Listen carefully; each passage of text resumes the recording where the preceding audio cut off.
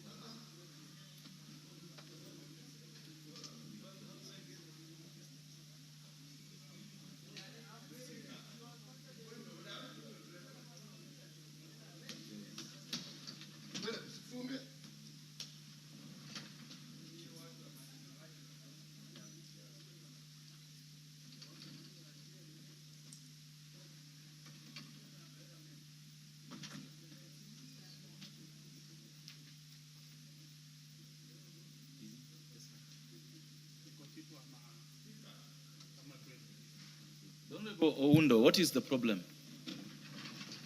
Speaker, this is a house of records and has appeared on Hansard. The cabinet secretary has alleged that I like invading people's territory. I want to put it on record. I do not invade anybody's territory. I'm a Kenyan who is allowed to go any part of this country as provided for in the Constitution of the Republic of Kenya. That should be very clear. I do not have an army that can invade anywhere. I'm not warmonger. I'm not anything like that. I simply go to parts of Kenya as allowed under the Constitution of Kenya with Linda Mwananchi Brigade. Thank you. There is no business on the floor that requires you to. No. Order. I was here when the minister spoke, and I know that statement was made in jest and meant as a joke. I don't think you want to create any hue around it. Let's allow it to rest.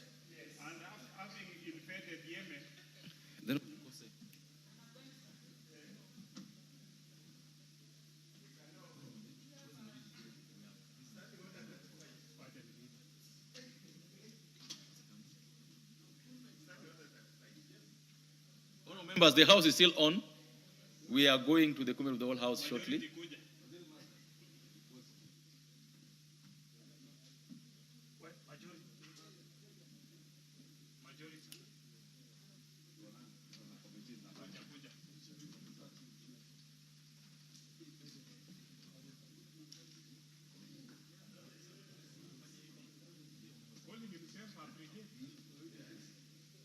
Are you a brigade commander?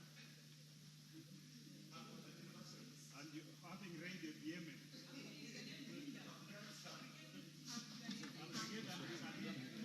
It's a real dangerous man.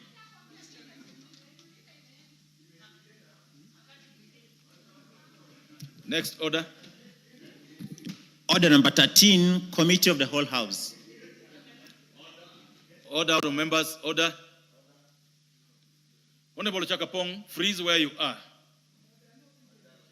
Order.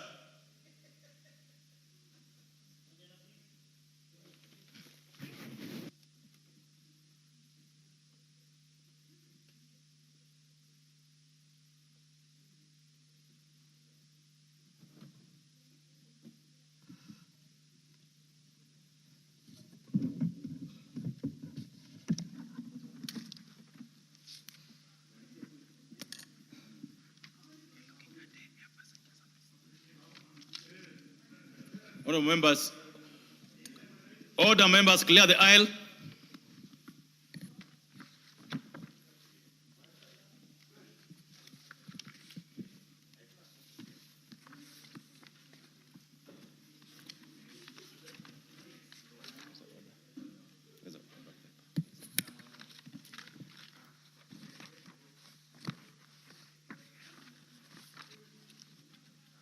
Honorable members, we have a couple of bills on committee of the whole. We will start with the air passenger service charge. Amendment Bill, National Assembly Bill number 56 of 2026. And this will be led by the Majority Leader. Clauses 2 and 3. Members, I propose the question. Order. We are on the Air Passenger Service Charge Amendment Bill, National Assembly Bill number 56 of 2026. Clauses 2 and 3. Members, I propose the question that clauses 2 and 3 be part of the bill. There being no amendments, I put the question that clauses 2 and 3 be part of the bill. Will as another opinion say aye? Aye. Will as another opinion say nay? Ayes have it. Clause 4. Members, I propose the question that clause 4 be part of the bill.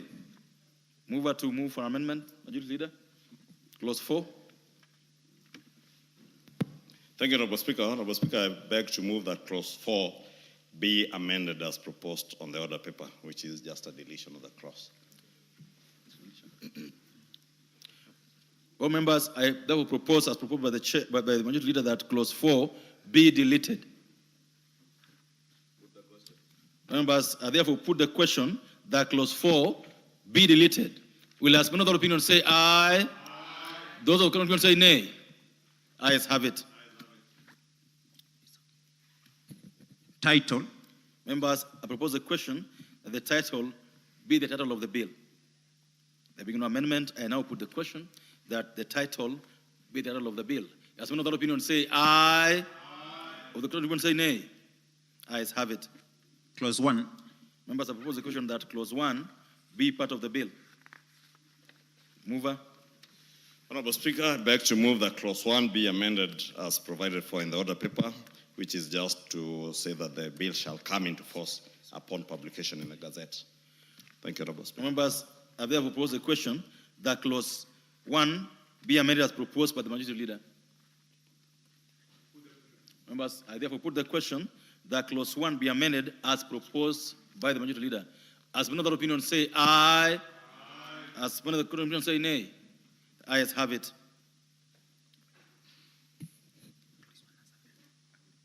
Members, I now put the question that clause 1 as amended be part of the bill. Will as another opinion say aye? Aye. Those of opinion say nay? Ayes have it. Mover to move for reporting. Honorable Chairperson, I beg to move that the committee do report to the House its consideration of the Air Passenger Service Charge Amendment Bill, National Assembly Bill number 56 of 2026, and its approval thereof with amendments.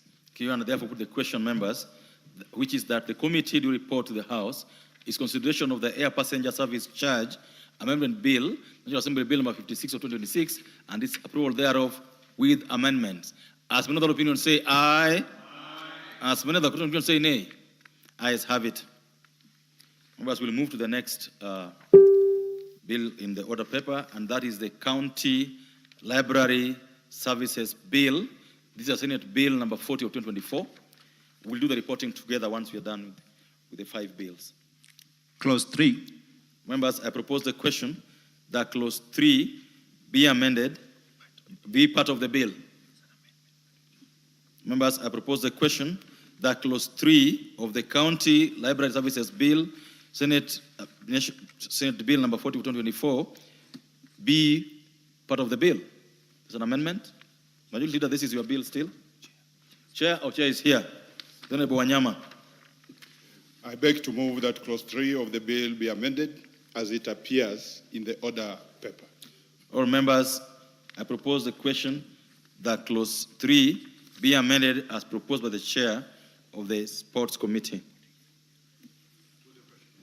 There being no, because there, I put the question, members, that clause 3 be amended as proposed. As another opinion say aye? Aye. As another opinion say nay? Ayes have it. I now propose, members, that, I now put the question, members, that clause 3 as amended be part of the bill. As another opinion say aye? Aye. As another opinion say nay? Ayes have it. Clause 4. All members, I propose the question that clause 4 be part of the bill. Mover, having an amendment. I beg to move that clause 4 of the bill is amended as it appears in the order paper. Members, I propose the question that clause 4 be deleted as proposed by the chairperson.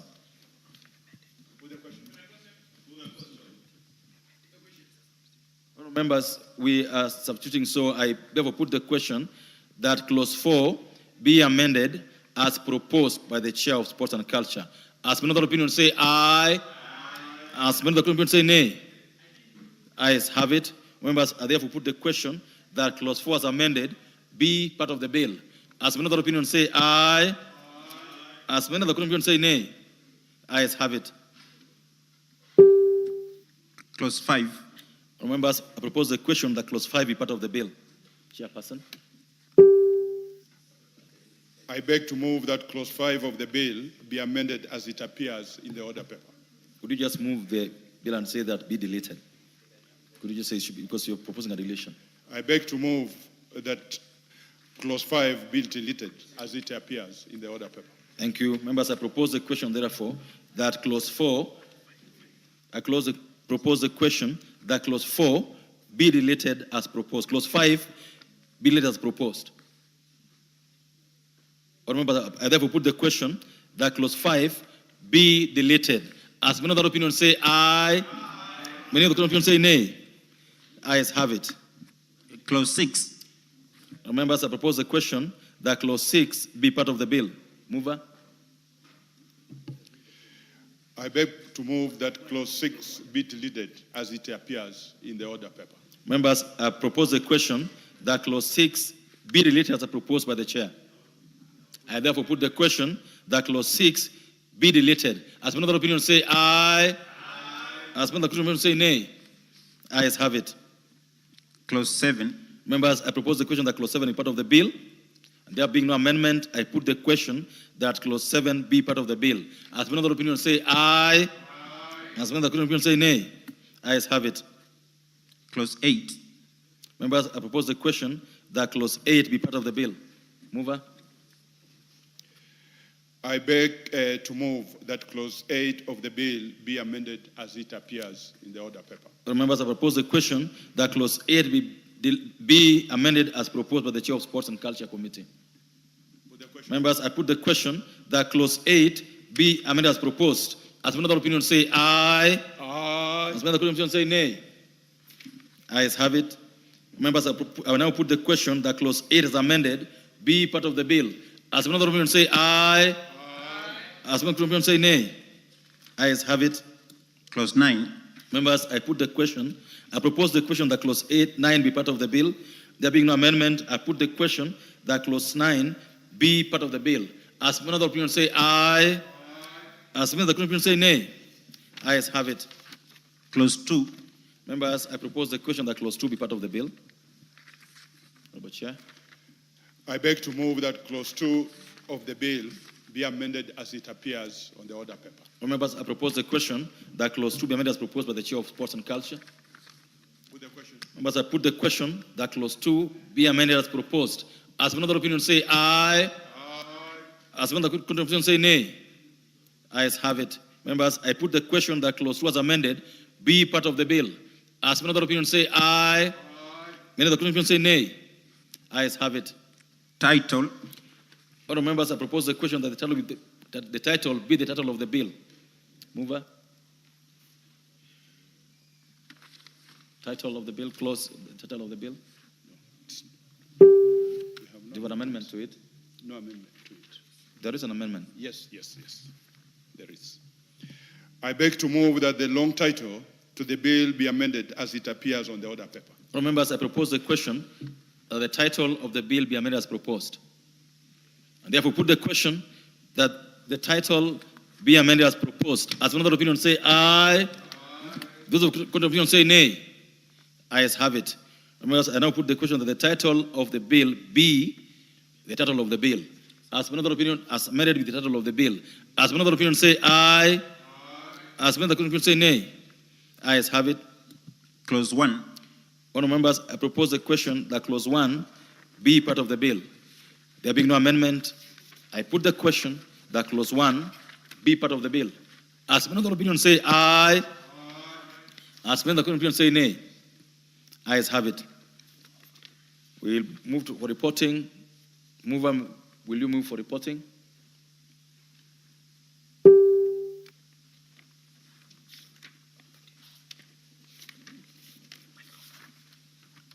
Give me the mic. With the mic. Go ahead. Honorable Chairperson, I beg to move that the committee to report to the House its considerations of the County Library Service Bill, Senate Bill number 40 of 2024, and its approval, therefore, with amendments. Honourable members, now put the question, which is that the committee to report to the House is consideration of the County Library Services Bill, Senate Bill number 40 of 2024, and its approval thereof with amendments. As many other opinions say aye. Aye. As many other contrary opinions say nay. Ayes have it. Members, that marks the end of Committee on the County Library Services Bill, Senate Bill number 40 of 2024. We'll consider it in the House once we're done with the rest of the bills. Thank you. Members, we now move to the Public Finance Management Amendment Bill, National Assembly Bill number 17 of 2025. I can see the Honorable Chair available here with his usual punk hairstyle. Honorable Chairperson.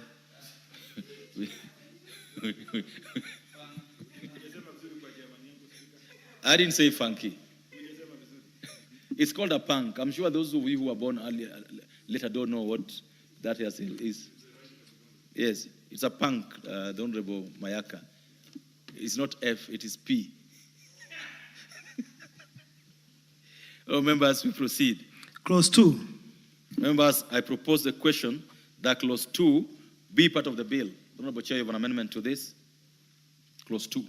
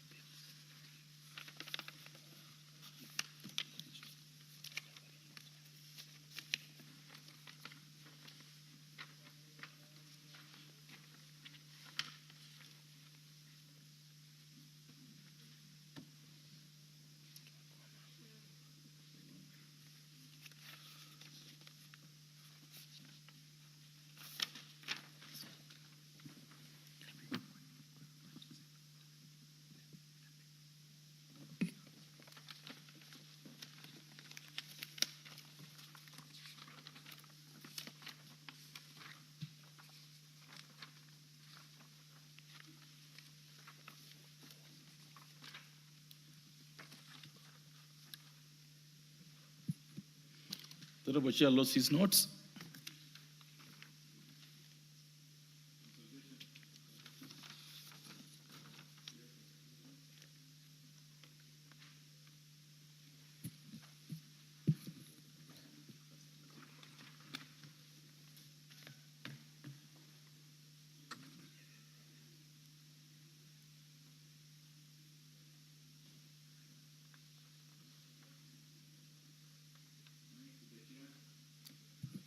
Honorable Chair, proceed. I've proposed the question that Clause 2 be amended, be part of the bill, so proceed. So, Honorable Chair, I beg to move that Clause 2 be amended as per the order paper. But the more than to mention, Honorable Chair, the reason why we are consulting is because this was a Senate amendment. So, the Committee of Finance and National Planning do not have any amendment on Clause 2. In that case, we are just agreeing with the Senate on the proposed amendment by the Senate, and therefore not be moving any further amendment on this particular clause. But now that, Honorable Speaker, Honorable Chairperson, you did discuss my hairstyle, please don't be jealous of my hair when you are bald. It is not my fault that there is no hair on your head. The Honorable Chair. It is not Order. The Honorable Chair, just check your notes. Which bill are you referring to yourself now? No, there are two amendments to the PFM. There are two amendments. So there's one, we are on bill number 17. That's National Assembly, actually your bill. National Assembly Bill number 17 of 2025. We'll come to that later.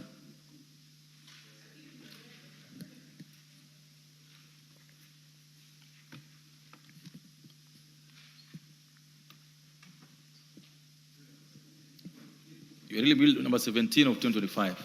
Thank you, Honorable Chairperson. Honorable Chairperson, beg to move that clause 2 be amended as per the order paper, and I beg to move that this clause 2 be amended as the following: that clause 2 of the bill be amended by deleting the words hereafter referred to as the principal act. And this is just a cleanup, Honorable Chairperson, to make sure that all the amendments are in line with our Constitution and the PFM Act, Honorable Chairperson. Thank you, honourable members. I propose the question that clause 2 be amended as proposed. There being no, I now put the question that clause 2 be amended as proposed. As another opinion say aye. As another opinion say nay. Ayes have it. I now put the question, members, that clause 2 as amended be part of the bill. Will as another opinion say aye. Those opinion say nay. Ayes have it.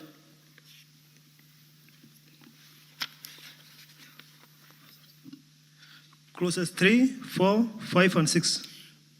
All members have proposed a question that clauses 2, 3, 4, 5, and 6 be part of the bill. And there being no amendments to them, I put the question that clauses 3, 4, 5, and 6 be part of the bill. As another opinion say aye. As another opinion say nay. Ayes have it. New clauses. Members, I propose the question that new clause 1. New clause 1A. All members, I propose the new clause 1A be part of the bill. Honorable Chairperson, you move for second reading, new clause 1A. Honorable Chairperson, I beg to move that new clause 1A be now read a second time as per the order paper. Members, I propose the question that new clause 1A be now read a second time. Members, I put the question that new clause 1A be now read a second time. As another opinion say aye. As another opinion say nay. Ayes have it. Members, I now propose the question that new clause 1A be part of the bill. I put the question that new clause 1A be part of the bill. As another opinion say aye. As another opinion say nay. Ayes have it. New clause 1B. All members, would we have the mover move new clause 1B for second reading? So thank you, Honorable Chair. Honorable Chairperson, I beg to move that new clause 1B be now read a second time. And this amendment is providing for that the principal act is amended in section 2410, but it wants 3 months. So reducing the time reduction from 3 months to 2 months. I beg to move, Honorable Chairperson. All members, I propose the question that the new clause 1B be now read a second time. We put the question that new clause 1B be now read a second time. As another opinion say aye. As another opinion say nay. Ayes have it. Members, I now put the question, propose the question that new clause 1B be part of the bill. I put the question that new clause 1B be part of the bill. As another opinion say aye. As another opinion say nay. Ayes have it. New clause 1C. Mover to move new clause 1C for second reading. Honorable Chairperson, I beg to move that new clause 1C be now read a second time. Honorable Chairperson, this amendment is seeking to require the county governments to obtain written approvals from the National Treasury when they are opening or closing bank accounts. Honorable Chairperson, as we look forward to you being the governor for Siaya County, I know you're not going to be, there are governors who open bank accounts arbitrarily across all banks. I'll reduce them. And therefore, it's very important that now we require county governments to require the approval of National Treasury when they're either opening or closing any bank accounts, Honorable Chairperson. Members, I now propose the question that the new clause 1C be now read a second time. Honorable Ruto. Thank you, Chair. In line with what Chairman of Finance has said, having coming from previously serving at county government as CEC Finance, it's actually evident that there is trouble in devolution, especially on matters on source revenue. There are several bank accounts which have been opened and they are not registered. And as by the Constitution, all collections are supposed to be moved to CBK, to Central Bank under County Revenue Fund account. But there is problem that counties are under collecting, and therefore they're under budgeting or under funding, and therefore they result to bending bill. So it's very critical, this bill that has come at the right time. Thank you. Thank you. Members, I put the question that the new clause 1C be now read a second time. The Honorable Chairperson, you want to do a further amendment? Yes, not a further amendment, Honorable Chairperson. I realize that this new clause 1C has two sections.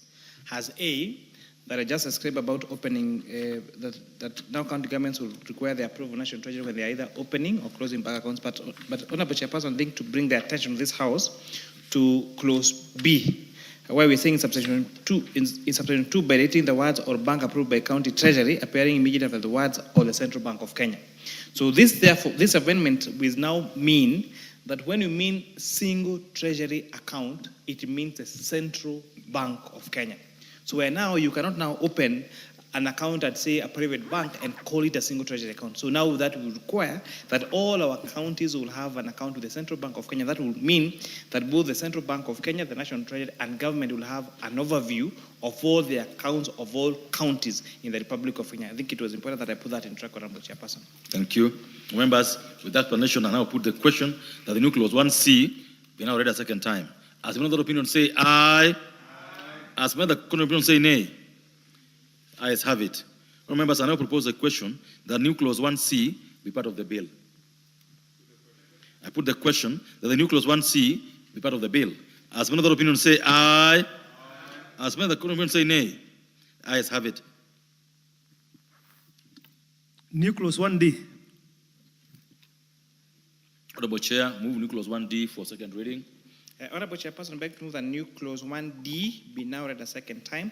So, Honorable Chairperson, in clause 1D, we're talking about a very important institution called IBEC that's chaired by the Deputy President of the Republic of Kenya. So now it's requiring that these offices now will have to receive reports and require that if they have any issue that they have to comment on, they now clarify to IBEC.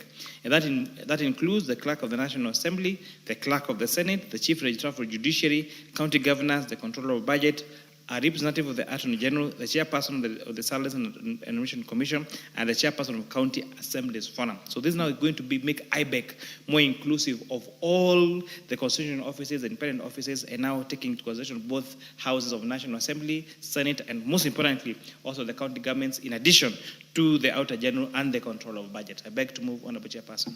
Thank you. And members, I propose a question that the new clause 1D be now read a second time. I put the question, members, that the new clause 1D be now read a second time. As many other opinions say aye. As many other contrary opinions say nay. Ayes have it. Members, I propose the question that the new clause 1D be part of the bill. I put the question, members, that the new clause 1D be part of the bill. As many other opinions say aye. Those of opinions say nay. Ayes have it. New clause 1E. Honorable Chair, move new clause 1E for second reading. So, Honorable Chairperson, I beg to move that the new clause 1E be now read a second time. Again, in terms of making the IBEC a very functional office within the office of the Deputy President of the Republic of Kenya, we are now providing it by law that the IBEC can now co-opt the Auditor General into any of their meetings, so that the Auditor General now, with the overview of all the accounting and all the audit of the whole country, can give their overview during meetings of IBEC. Honorable Chairperson. Thank you, members. I now propose the question that new clause 1E be now read a second time. I put the question that the new clause 1E be now read a second time. As many other opinions say aye, as many other opinions say nay, ayes have it. Members, I propose the question that the new clause 1E be part of the bill. I now put the question that new clause 1E be part of the bill. As many other opinions say aye, as many other opinions say nay, ayes have it. New clause 1F. Honorable Chair, please move to move for second reading for the new clause 1F. Honorable Chairperson, I beg to move the new clause 1F be now read a second time. Honorable Chairperson, when you're looking at the resources that are being that are available to counties, we have money that's available through the budget from the counties, and we also they share the revenue from national government. But also we have also loans and grants and monies from different partners that are received that are paid to counties. Now, this new amendment 1F is now requiring that the county governments, in reading and passing their budgets, must include these revenues or these finances that come from development partners and other beneficiaries and other donors that make advance monies to county government, so that there is an inclusion. Because, Honorable Chairperson, as you recognize, some of these county governors have been will budget for a project with the county funds. The same project is funded by the national government, and the same project is being funded by donor funds. So now we are collapsing all that and making sure that that reporting is done, so that we avoid that overlap of funding from different agencies for the same project. Honorable Chairperson. Thank you. Members, I propose a question that the new clause 1F be now read a second time.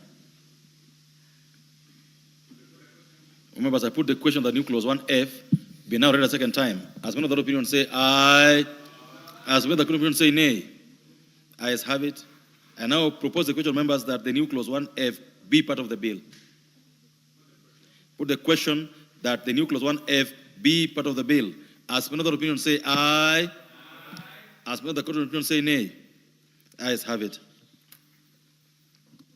Title. Members, I propose the question that the title be the title of the bill.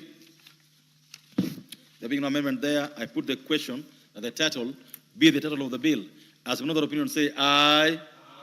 As another opinion say nay. Ayes have it. Clause 1. Members, I propose the question that clause 1 be part of the bill. There being no amendment, I put the question that clause 1 be the clause 1 of the bill. As another opinion say aye. As another opinion say nay. Ayes have it. We ask the mover to move for reporting. Honorable Chairperson, I beg to move that the committee do report to the House its consideration of the Public Finance Management Amendment Bill, National Assembly Bill number 1725, and its approval thereof with amendments. Members, I put the question, which is that the committee do report to the House its consideration of the Public Finance Management Amendment Bill, National Assembly Bill number 1725, and its approval thereof with amendments. As many other opinions say aye. Aye. As many other opinions say nay. Ayes have it. That marks the end of the Public Finance Management Amendment Bill, National Assembly Bill number 17 of 2025. In its committee, will report to the House after the next bill in the committee.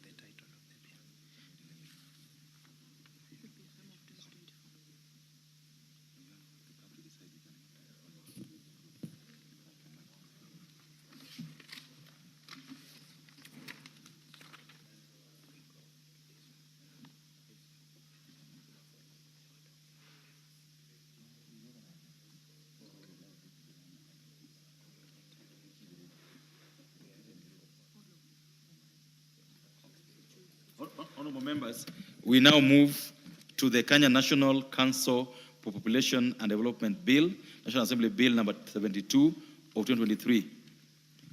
This basically involved consideration of Senate amendments to this bill, and we got the chair in the House, the chair for sports and culture. I think this is yours. Now this is being done by the Majority Leader. Majority Leader is here around.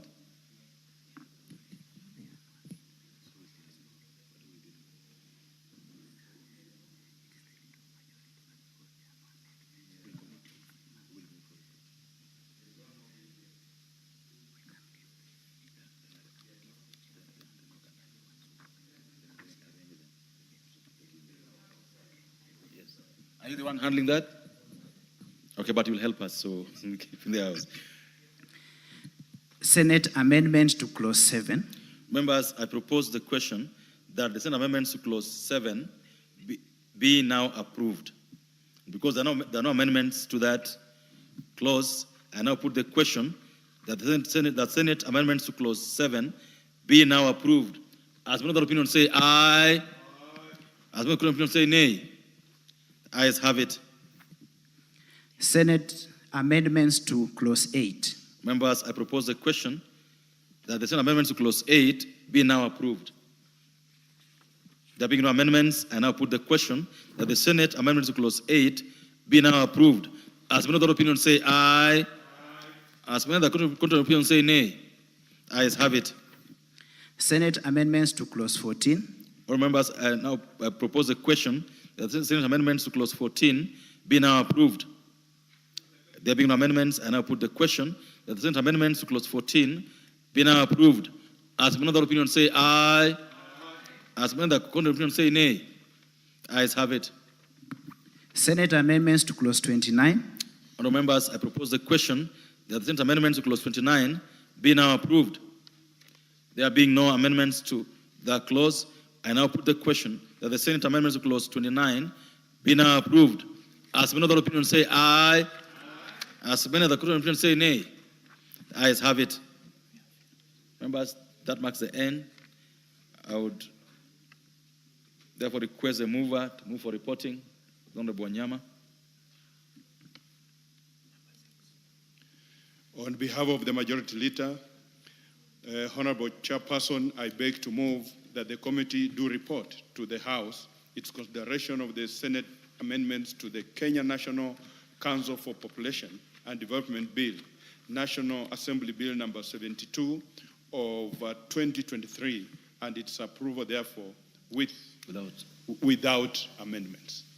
Thank you, members. I now put the question, which is that the committee do report to the House its consideration of the Senate amendments to the Kenya National Council for Population and Development Bill, National Assembly Bill number 72 of 2023, and its approval thereof without amendments. As many other opinions say aye. As many other opinions say nay. The ayes have it. Thank you. I think that marks the end of that. We go to the next bill. Members, we now go to the Committee of the Whole House to consider the Senate amendment to the Public Finance Management Amendment number 4 to the National Assembly Bill number 45 of 2024. Honorable Chair, we are dealing with the Senate amendment to the Public Finance Management Amendment number 4 to the Bill, National Assembly Bill number 45 of 2025. Let's proceed. Senate amendments to clause 2. I now propose the question, members, that the Senate amendments to clause 2 be now approved. There being no amendments, I put the question that the Senate amendments to clause 2 be now approved. As many other opinions say aye. As many other opinions say nay. Ayes have it. Senate amendments to clause 4. Members, I propose the question that Senate amendments to clause 4 be now approved. There being no amendments, I now put the question that the Senate amendments to clause 4 be now approved. As many other opinions say aye. As many other opinions say nay. Ayes have it. Propose new clauses. New clause 1A and 1B proposed by the Senate. All members, I would now like to call the chairperson of the Finance Committee.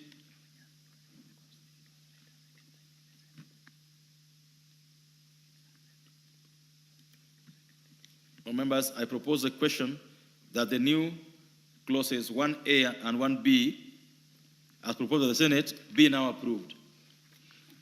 Honorable Chairperson, we did consider these amendments that have been proposed by the Senate, and after public participation and very extensive discussion in the committee, we're in agreement with the proposed amendments and the new amendments being proposed by the Senate, and therefore we have no objection to this particular new amendments to new clauses 1A, 1B, and all those that are being proposed by the Senate. I beg to move, Honorable Chairperson. Members, I now propose a question that the new clauses 1A and 1B, as proposed by the Senate, be now approved. I now put the question, members, that the new clauses 1A and 1B, as proposed by the Senate, be now approved. As another opinion say aye. As another opinion say nay. Ayes have it. New clauses 3A, 3B, 3C, 3D, 3E, 3F, 3H, 3G, 3H, 3I, and 3J proposed by the Senate. Chairperson. Again, Honorable Chairperson, we find these amendments being proposed by the Senate very, very progressive. It's very important, Honorable Chairperson, to mention that the new clause 3A is now going to impose a personal liability to county executives who fail to implement recommendations made by the Auditor General or by the National Treasury. And therefore, if any amendments, if any report of the Auditor General requires that the county must implement these particular measures 1, 2, 3, 4, and the county executive fail to implement those recommendations of the chairperson, then they will be personally liable, Honorable Speaker. And therefore, this we hope is going to bring the fiscal discipline that is needed in our counties, because every year we have the Auditor General make recommendations, we have the Controller of Budget make recommendations to counties on things that they must do, but they fall in deaf ears and they never happen. But now, therefore, with these amendments now, they're now going to be personally liable if we don't implement the decisions made by the Auditor General, Honorable Chairperson. Members, I propose the question that the new clauses 3A, 3B, 3D, let me take that again. Members, I propose the question that the new clauses 3A, 3B, 3C, 3D, 3E, 3F, 3G, 3H, 3I, and 3J, as proposed by the Senate, be now approved.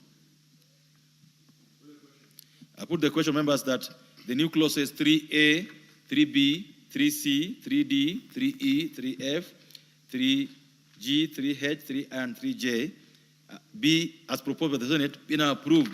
As another opinion say aye. As another opinion say nay. Ayes have it. New clauses 3K, 3L, 3M, 3N, 3O, 3P, 3Q, and 3R proposed by the Senate. Members, I propose the question that the new clauses 3K, 3L, 3M, 3N, 3O, 3P, 3Q, and 3R, as proposed by the Senate, be now approved. Go ahead. Honorable Chair, I know this particular discussion today may seem a bit unusual, because it's not often that we send bills to the Senate and they come back with so many amendments. But I think to be on record to this House and say, the reason why there are so many amendments to this PFM is because we did send to the Senate 3 different PFM amendment bills. And therefore, what the Senate did was to consolidate the 3 bills into one. And that's why this particular amendment that you're seeing from the Senate, they're not necessarily for Senate amendments. These are amendments that were made by this House. The Senate only did now amalgamate them into one law. And that is now why we are passing that today. And now that's why we are largely in agreement with Senate. Usually, Senate does a very lousy job. So it's not, it appears that they have done a very good job. No, but order. They haven't. Order. They just... Order. Order. Will you rise on your seat and correct the use of the wrong term you've used? Thank you, Honorable Chairperson. The Senate usually does a very good job like they have done now. Thank you, Honorable Chairperson. And withdraw the word. Be on record by withdrawing and the word. I withdraw the word lousy, Honorable Thank you. Chairperson. All members, I now put the question that new clauses 3K, 3L, 3M, 3N, 3O, 3P, 3Q, and 3R, as proposed by the Senate, be now approved. As another opinion say aye. As another opinion say nay. The ayes have it. Move for reporting. Honorable Chairperson, I beg to move that the committee do report to the House its consideration of the Senate amendment to the Public Finance Management Amendment Bill, Bill number 45 of 2024, and its approval thereof with amendments. Members, I now put the question, which is that the committee do report to the House its consideration of the Senate amendments to the Public Finance Management Amendment number 4 Bill, National Assembly Bill number 45 of 2024, up to the Senate amendments to clauses as provided for, and its approval thereof with amendments. So members, let me take that again. Members, I now put the question, which is that the committee do report to the House its consideration of the Senate amendment to the Public Finance Management Amendment number 4, Bill number 4, National Assembly Bill number 45 of 2024, and its approval thereof with amendments. As many of that opinion say aye. As many of that opinion say nay. The ayes have it.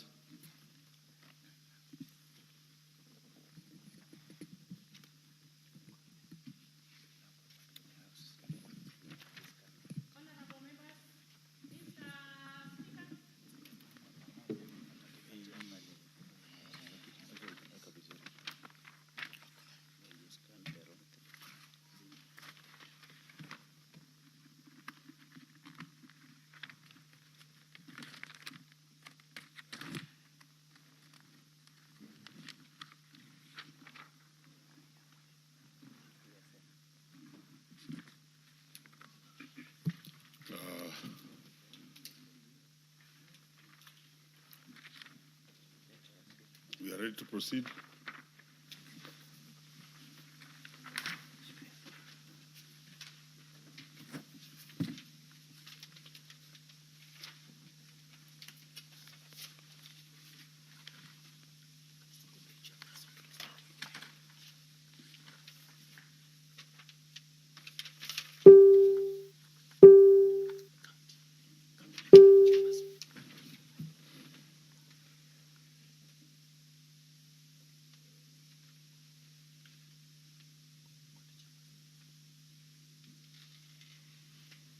Very well.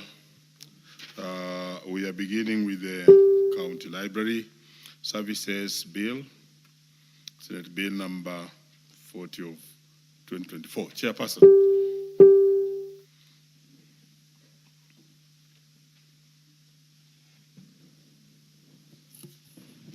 Honorable Speaker, I beg to report that the Committee of the Whole House has considered the County Library Services Bill, Senate Bill number 40 of 2024, and approved the same with amendments.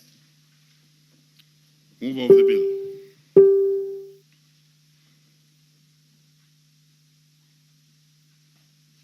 Give me mic. Honorable Speaker, I beg to move that the House do agree with the committee in the said report. I also request Honorable Irene to second the motion for agreement with the report of the committee of the whole House. Honorable Irene Mayaka. Thank you, Honorable Speaker. I second. Honorable members, I proceed to propose the question, which is that the House do agree with the committee in the said report. Can I proceed to put the question?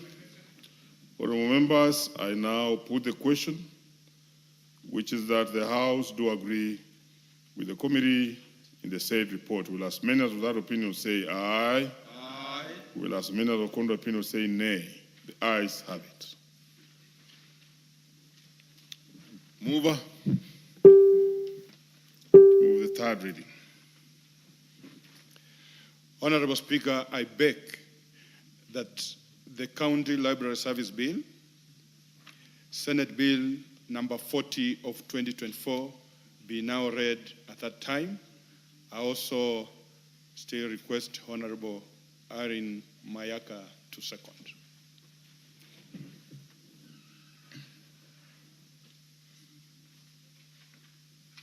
Thank you, Honorable Speaker. I second.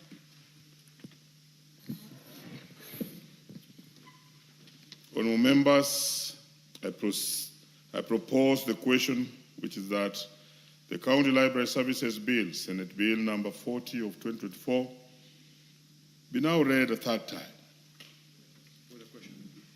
Honorable members, I proceed to put the question, which is that the County Library Services Bill, Senate Bill number 40 of 2024, be now read a third time. Will as many of that opinion say aye? Aye. Will as many of the contrary opinion say nay? The ayes have it. A bill for an act of parliament to provide for the establishment of county libraries and for connected purposes.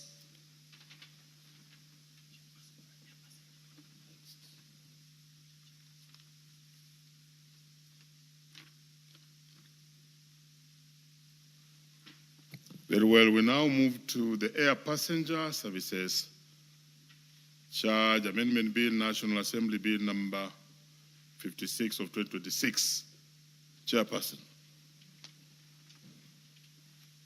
Honorable Speaker, I beg to report that the Committee of the Whole House has considered the Air Passenger Service Charge Amendment Bill, National Assembly Bill number 56 of 2026, and approved the same with amendments. Mover.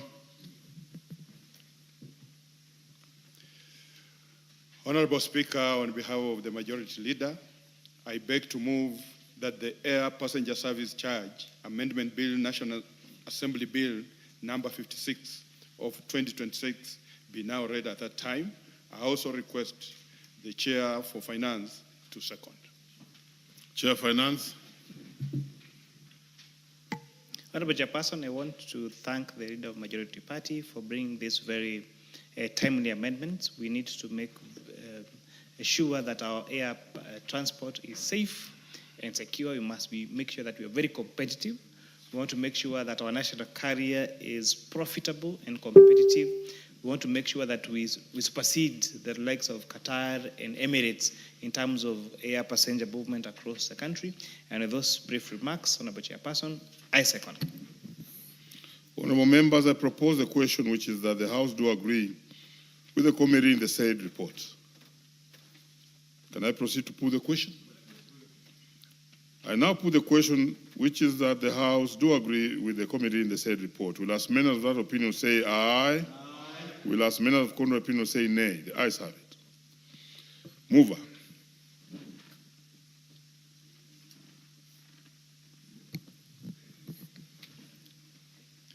Honorable Speaker, I beg to move that the Air Passenger Charge Amendment Bill, National Assembly Bill number 56 of 2026 be now read at that time. I also still request the MP for Molo to second. Honorable Chairperson, I want to thank the Chairperson for the good job that he has done on this particular bill.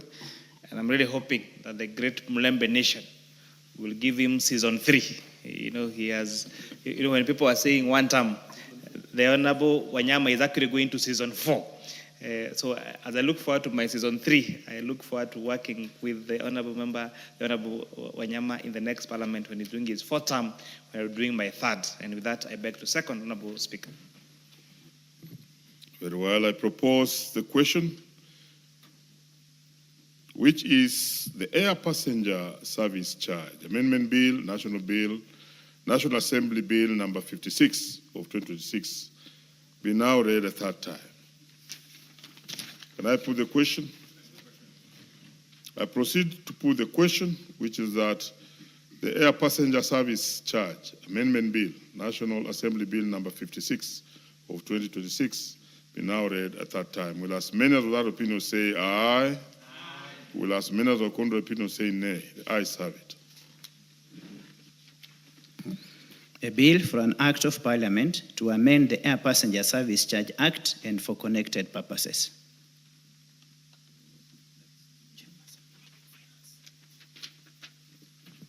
Honourable members, we now move to the Public Finance Management Amendment Bill, National Assembly Bill number 17 of 2025. Chairperson.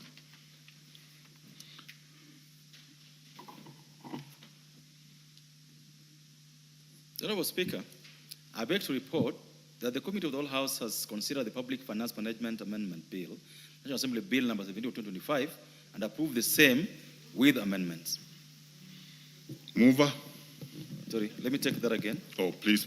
Honourable Speaker, I beg to report that the Committee of the Whole House has considered the Public Finance Management Bill, National Assembly Bill number 17 of 2025, and approved the same without amendments. Okay. Without amendments. Chair. So, Honourable Speaker, I beg to move that the House do agree with the committee on the said report And I request the great member for the people of Kajiado, the Honorable Sunkuya, Honorable Chairperson, Honorable Speaker, to second. And again, the Honorable Sunkuya is doing his second term. And again, we look forward to his season 3. We look forward to working with him in the 14th Parliament when we be serving the great people of Kajiado as that member of Parliament. I beg to move and ask Honorable Sunkuya to second. I'm unable to see Sunkuya in his usual place. Okay, very well. You may proceed. Thank you, Honorable Speaker. I want to take this opportunity also to congratulate my able chair who is doing the season 3 to second. Thank you. I second. So you Thank second. Give me the mic. I beg to second. Thank you. Very much, Honorable Sunkuya. Honorable members, I now propose the question, which is that the House do agree with the committee in the said report. I proceed to put the question, which is that the House do agree with the committee in the said report. Will as many as that opinion say aye? Aye. Will as many as the contrary opinion say nay? The ayes have it. Mover. Proceed to move the third reading.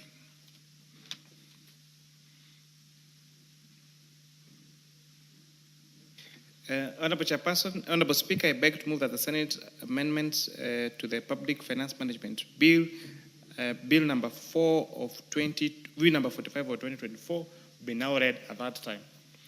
Maybe just take it again and just read as it is on the document that you've been given.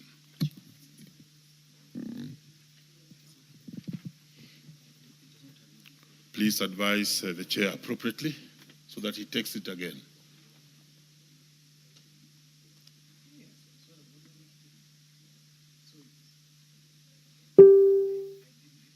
Then just take it again.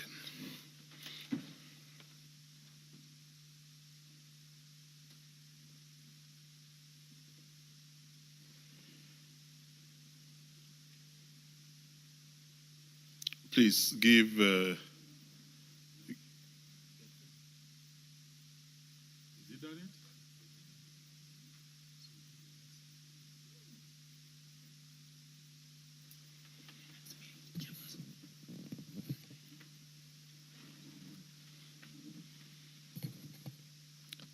honorable members, I propose a question, which is that the Public Finance Management Amendment Bill, National Assembly Bill number 17 of 2025, be now read a third time.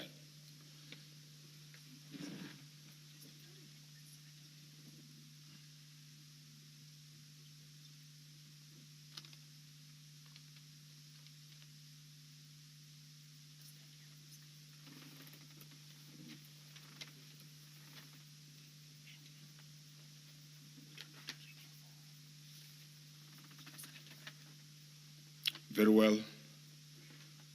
That particular matter is ended there. We are not going beyond that level, and therefore let's take the next one.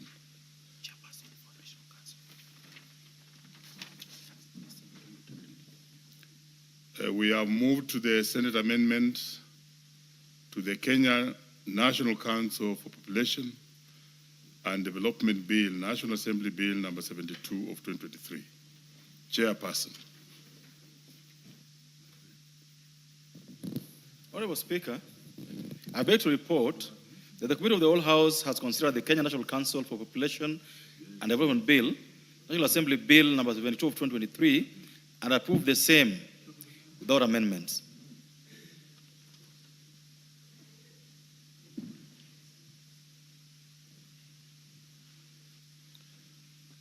Mover.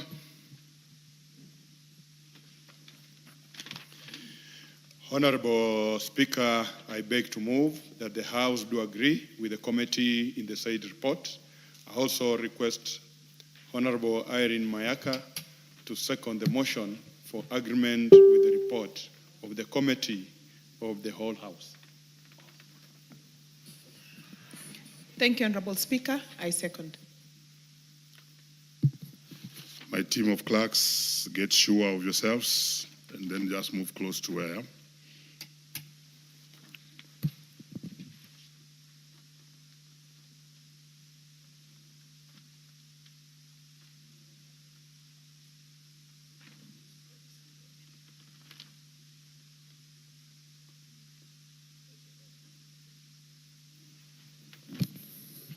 Honourable members, I propose a question, which is that the House do agree with the committee in the said report.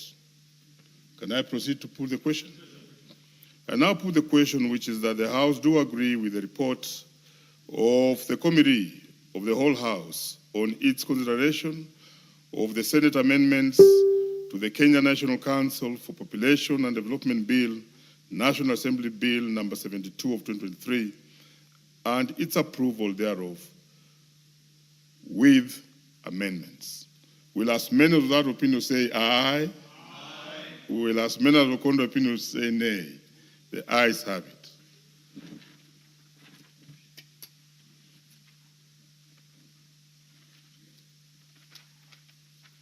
Next.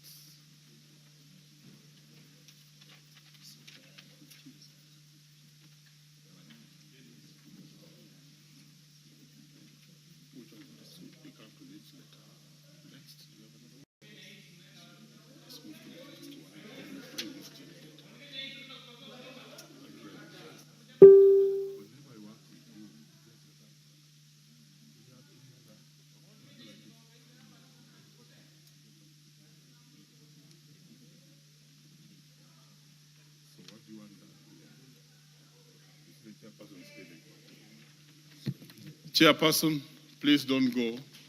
The clerks are still consulting or something. Please don't leave. We may require you again. And even all the chairs and mover who was involved in all these bills, please take your seats.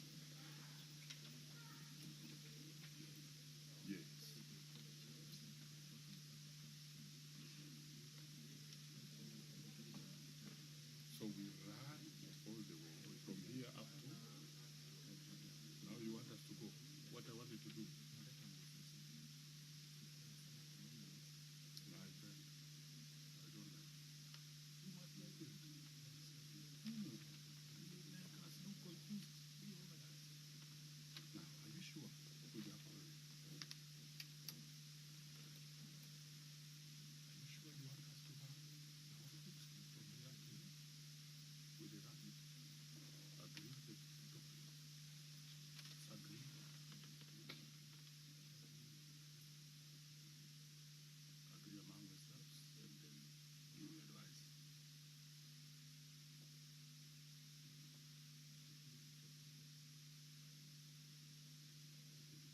Go and agree. My friend.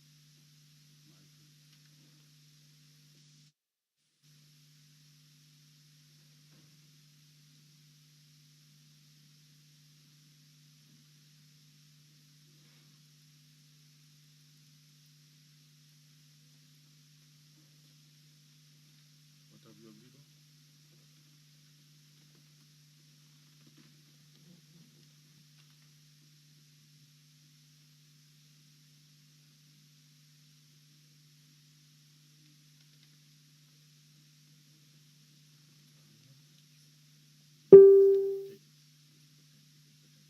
The fullness. Thank you.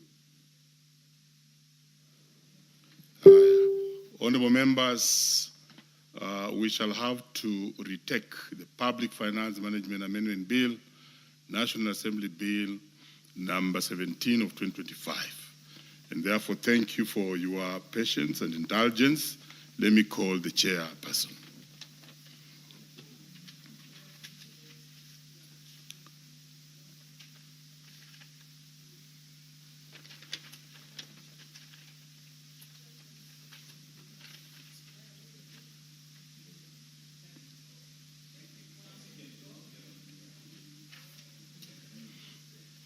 Yeah, we are just dealing with a procedural issue so that we are accurate with the lawmaking process.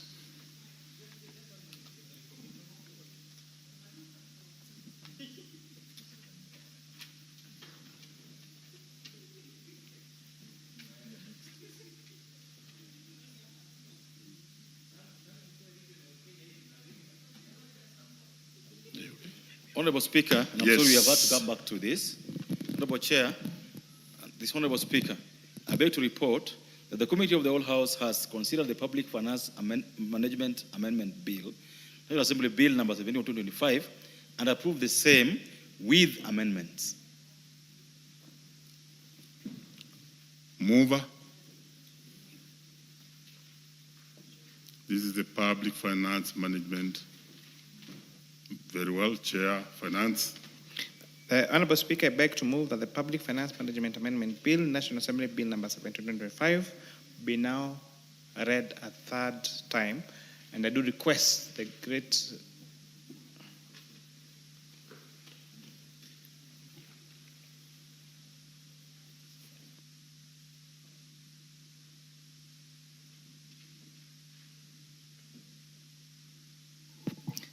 sorry, let me take it back again, Honorable Speaker. Honorable Speaker, I beg to move that the House do agree with the committee on the said report, and I do request the great member for the great people of KSS constituency in Uasin Gishu County, a certified public accountant and one of the most brilliant members of the Committee on Finance and National Planning, someone who has served in the county government as a chief officer, and inshallah, who is going to serve in the 14th Parliament as a second member of Parliament, the Honorable Ruto, CPA Ruto to second. Thank you, Chair. And thank you, Mr. Speaker. You only forgot to say that during that Parliament, I will be the chair as he is promoted to another position. Chair, as I stand, indeed, I want to congratulate the Chair of Finance for the leadership he has provided to ensure that these particular amendments will just come at the right time when we know that there's been a lot of transition, there's been a lot of development and changes in the fiscal space, more so with the establishment of devolved government units, which has come with a lot of challenges. And indeed, these particular amendments have served a lot to ensure financial usage is protected and value for money is achieved, specifically on the aspect of audit report. Auditor General has been making a lot of reports. Some of them comes with a lot of recommendation, but there has never been serious commitment by executive at county governments to follow those recommendations. And that's why perennially those issues are coming up, pending projects which are not completed, and public lose money or lose opportunity on their taxes. And for that purpose, I beg to second. Honourable members, you will notice we are taking it afresh. I therefore propose the question, which is that the House do agree with the committee in the said report.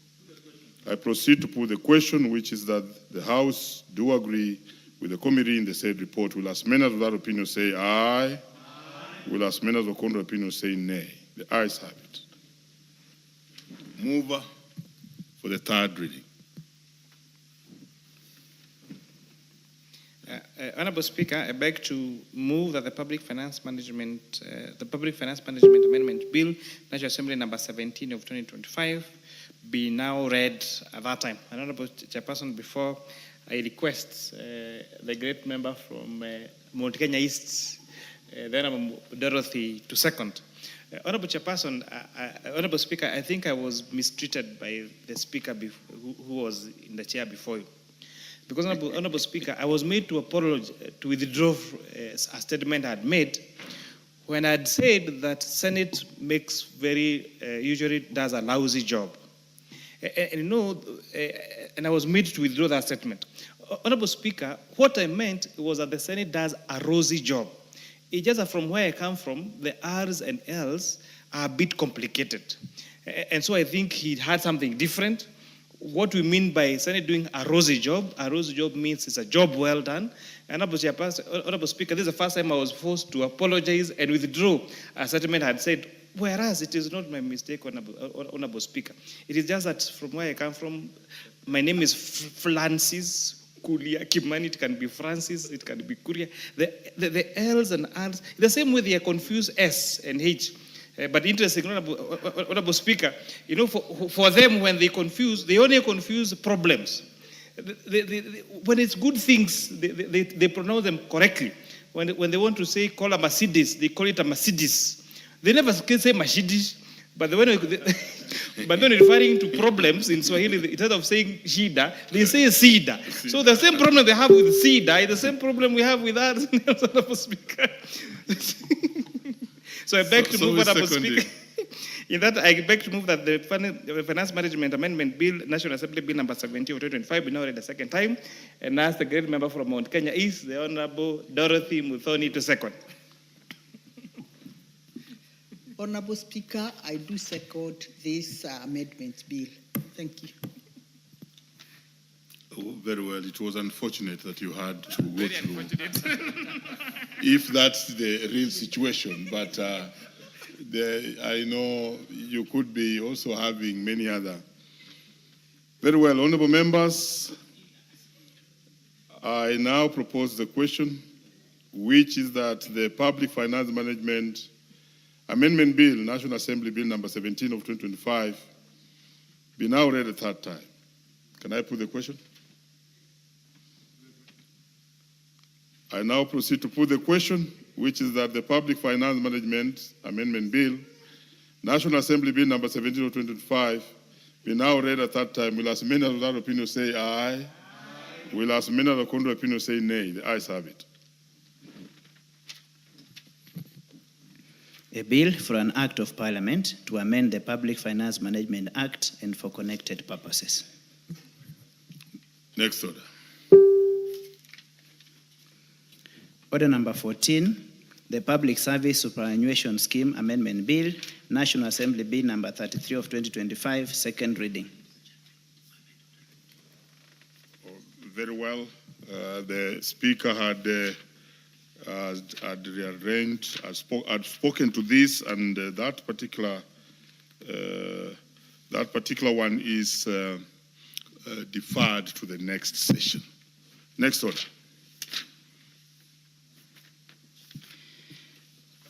Order number 15, motion, inspection visit to the Kenyan Embassy in Morocco. Chairperson, Departmental Committee on Defense, Intelligence and Foreign Relations. The chair is not available. That was the same thing yesterday, and I think it's still on the business that we did indicate, which is that of public participation. Next order. Order number 17, motion, inspection visit to the Kenyan Embassy in Egypt. Similarly, that's a matter that was undertaken by the chair defense, and therefore it's also deferred to the next session. Next order. Honorable members, we may be up on our feet.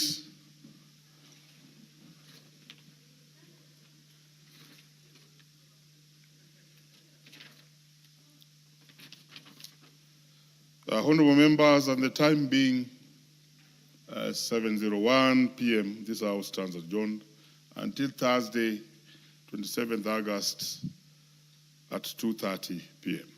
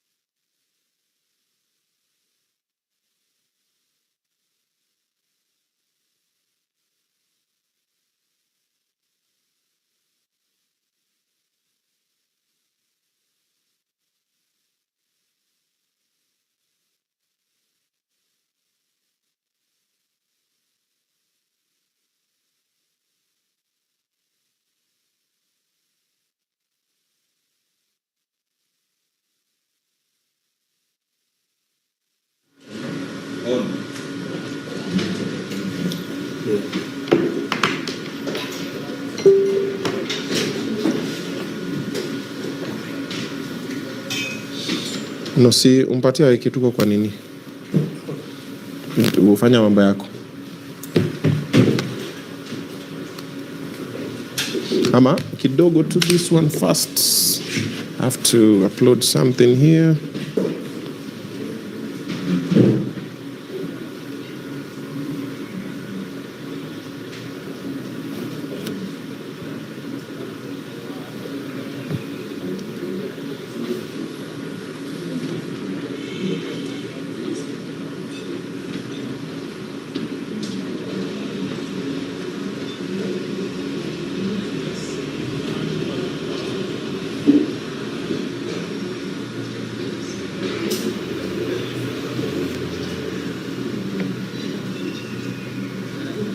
Which internet are we using?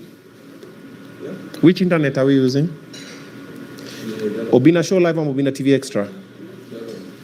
How come it's not working on my Nini? This one is not working. No, but see Obina Show Live.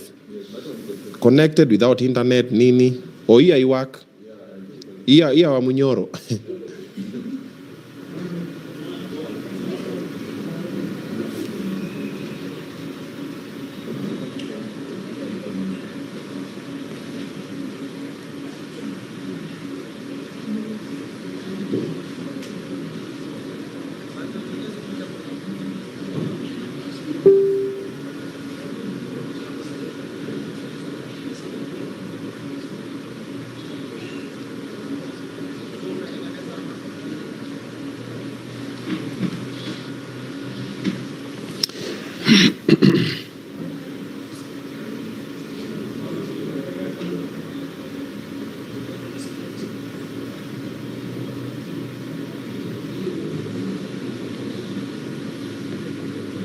Aya, Davido nimekutumia squeeze back ya Men's Mental Health Awareness Month.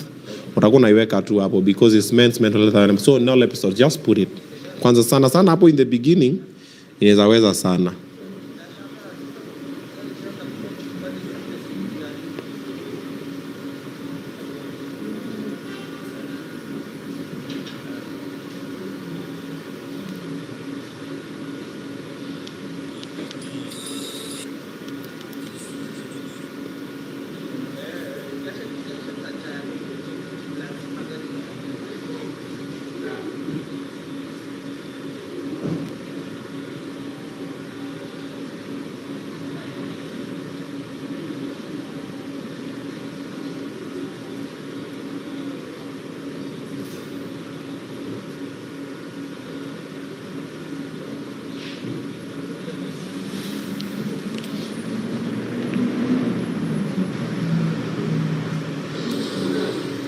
Karibuni sana. Rogers Omukuba, watu wa Mogadishu, welcome. I can see you. Odhiambo Dennis, Kutus to Coloctin, Stacy Scarlett watching from Komarok, Gladys Fein, nimekucheki.